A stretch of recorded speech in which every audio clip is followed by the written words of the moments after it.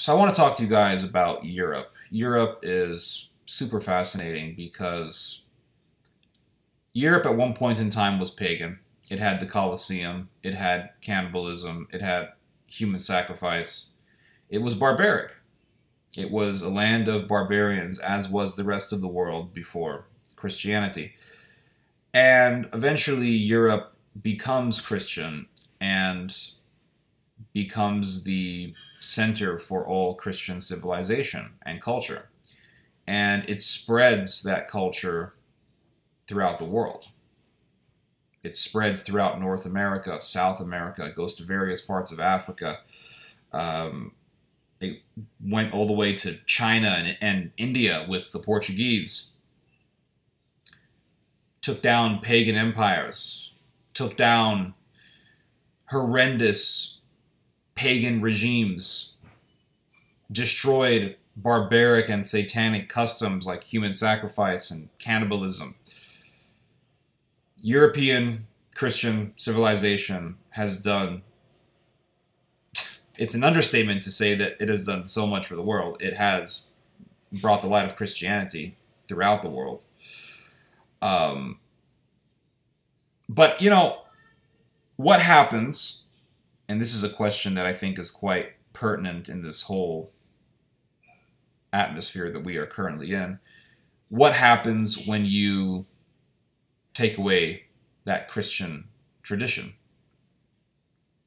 Europe with Christianity is Christendom.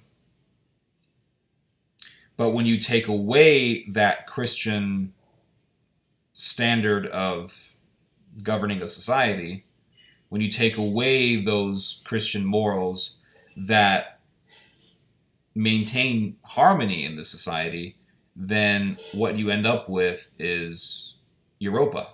You end up with Europe. It's why I don't like it when conservatives start saying things like, well, Christendom is in trouble. It's like, Christendom has been dead since the 18th century with the French Revolution. There is no more Christendom. It's just Europa.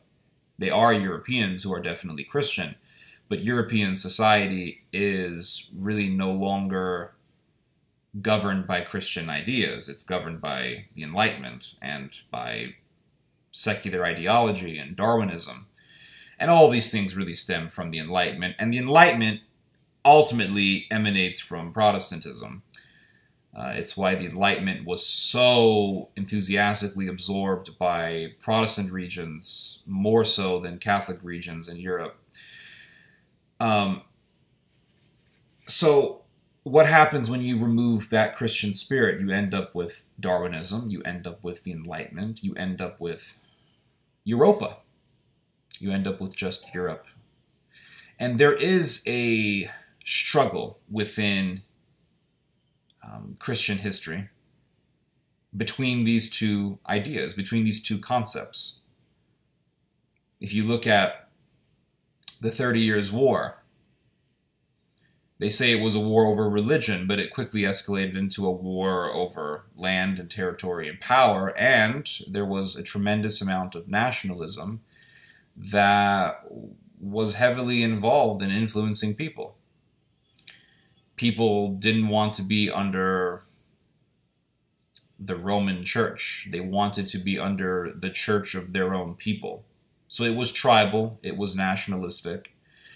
And so you see in the 30 Years' War, which was the most devastating war that Europe ever had before the World Wars, but you can see in the 30 Years' War this struggle between Christendom and Europa. And in the end, Christendom died, and you end up with just Europa. And that's what we're seeing right now. It's just Europa. But in the history of Europe, you see a number of systems trying to unite Europeans under a government, under a central government. So, for example, in ancient times, you had the Roman Empire. The Roman Empire was kind of like the EU, trying to control Europe under a central government. And then eventually the Roman Empire is destroyed by the Germans and the Turks. On the western half, it was devastated by the Germans. On the eastern half, it was destroyed by the Turks. And then what do you have eventually? You have Christendom. You have the Holy Roman Empire. And, well, eventually, Christendom, and the Christendom was like the European Union, right? It was kind of like a NATO. It was working to unite different countries. It was working to maintain peace between different countries. That's why the popes tried to mediate peace between warring kings. You know, counts didn't like each other. The church would try to mediate. Kings didn't like each other. The church would try to mediate. And so, sometimes the church would launch wars against those who were seen as a threat to the church's hegemony. So the church was like the European Union. It was religious in nature, but nonetheless, it was a system that tried to keep Europeans united under a standard of beliefs, under a system of beliefs, a spiritual system. But what happened? Eventually, Christendom began to implode. And that implosion was marked by the rise of Protestantism, which really sparked from Germany. So again, you have the Germanians having a hand at the destruction of a system that tries to unite Europeans. And then you have Europa. You have Europa. And right now we have the European Union. It is a secular system, a secular governmental system that is trying to keep Europe united. At least that was the whole intention of it. The intention of the European Union was to prevent World War II from ever happening again. But we see the European Union beginning to disintegrate. We saw this really manifest in 2016 with Brexit. And now the European Union is still looking pretty poorly. And the European Union, as we know it today, is disintegrating. It is indeed disintegrating. And a lot of this breakdown of the EU begins with the migrant crisis. And which of the EU countries was the most embracing of this mass migration? It was the Germans. So even in our own time, this trend is still alive and well. And you have the Germans doing something that breaks down a system that tries to unite Europe. It's this continual trend. It's this continual pattern. And if you look at the past, you get an idea as to what the future holds for us. And that is the eventual breakdown of a system that was designed to keep Europeans united. And eventually that's going to fall apart. And you're going to have war again.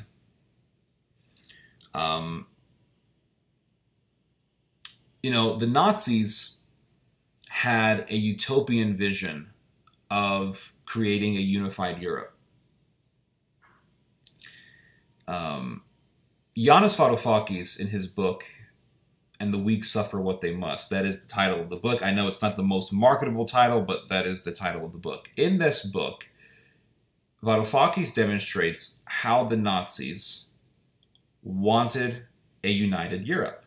And if you read a lot of the statements from major Nazi ideologues and leaders, you'll see that they had this dream of establishing a united Europe that would have one single currency, just like what the EU is today. And so what the Nazis wanted was a united Europe, united under one currency, and united under a singular government, dominated, of course, by the Germans.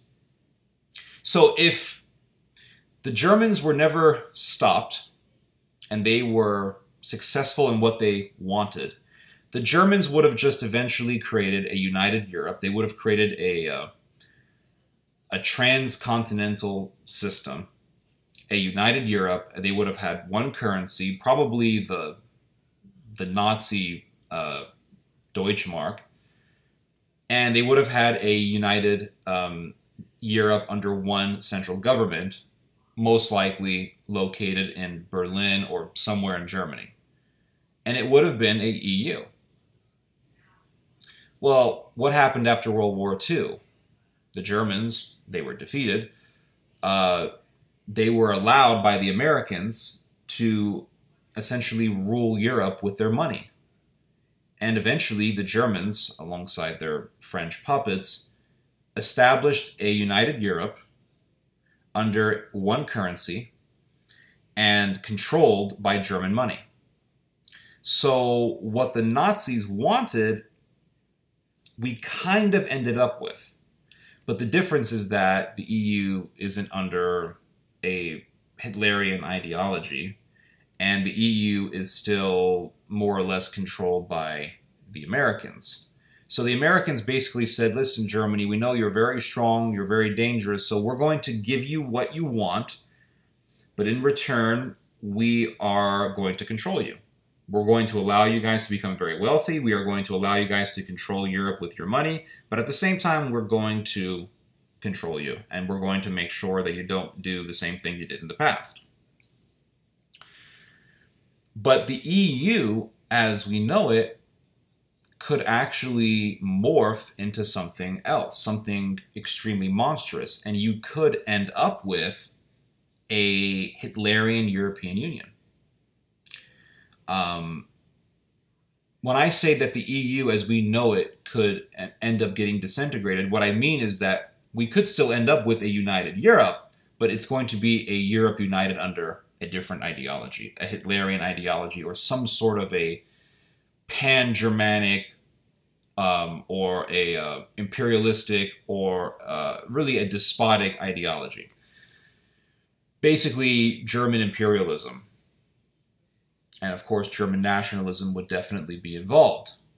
But Yanis Varoufakis says in his book numerous times that they are indeed sinister and really diabolical forces at work within the European Union who want to see a Nazi Europe. And what Varoufakis says is if you look at all these quotes from all these Nazis from the Third Reich about how they wanted a united Europe, we have to be very cautious and understand that if we're not careful and if we aren't vigilant, the European Union could transform into something extremely monstrous, dark, and violent. And we have to be very, very aware of this prospect. Because if you read about the military aspirations of the Germans right now, they want to make their military great again. It's why I said in January of 2020, I said that the 20s is going to be a decade of military preparation. The German government has essentially said that by the year 2027, they're going to have a revamped German military. The Turks have said by 2027, they're going to have their own independent fighter jet flying in the air. The Greeks have said that by the year 2027, they're going to have their own F-16 flying in the air. This year, 2027, it may be an extremely dark and scary year, to put it lightly. And it's like what Jeffrey Lundak said, the billionaire investor. He said, if you think 2020 is bad, wait until you hit 2027. And that's the thing. Donald Trump lost. Now it looks like we're going to have Biden as president for the next 4 years. So what's going to happen in these next 4 years? The right wing is going to surge because Biden and Kamala Grandpa Biden and Mama Kamala are going to be saying all sorts of stupid crap, stupid dumbass stuff, and it's going to be used as propaganda for the right. Right-wing radio is going to increase in popularity, and right-wing alternative underground media is going to boom in enthusiasm, energy, and popularity. And we are going to be witnessing a right-wing revival, a right-wing surge. And so by the year 2024, it's going to be politically very, very wild. And then by 2027, right before a new election, it's going to be even weirder. And the world is going to look very different. The world already looks so different. The world already looks so tremendously different. I look at videos from 2019 and I think, man, what a different time. No one's wearing masks. And who knows what it's going to be by 2021. It's going to be like, hey, man, 2020 don't look so bad right now. So, yeah, those are my thoughts for today. Hope you guys have enjoyed this message. Hope you guys have learned something.